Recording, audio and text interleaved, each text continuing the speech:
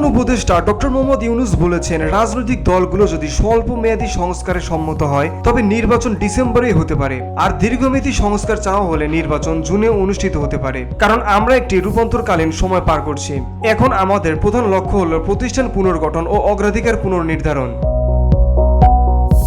আজ বুধবার রাষ্ট্রীয় অতিথি ভবন যমুনায় যুক্তরাজ্যের বাণিজ্য দূত ব্যারনেস রোজি উইন্টারটনের সঙ্গে বৈঠকে এসব কথা বলেন প্রধান উপদেষ্টা। উভয় পক্ষ বৈঠকে দ্বিপাক্ষিক সম্পর্ক আরও গভীর করার অঙ্গীকার পুনর্ব্যক্ত করেন।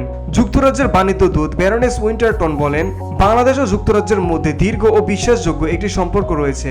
আমরা আমাদের চলমান সংস্কার কার্যক্রমের দিক নির্দেশনা দেখে সন্তুষ্ট।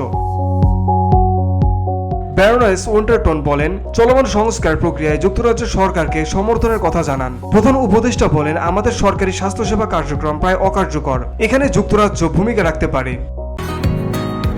বসুন্ধরা, উত্তরা, বনশ্রী, কুড়িল ও বাড্ডা সহ রাজধানীর বিভিন্ন স্থানে অভিজাত ও অত্যাধুনিক মানের ফ্ল্যাট কেনার এক নির্ভরযোগ্য প্রতিষ্ঠান প্লেজেন্ট প্রপার্টিজ লিমিটেড।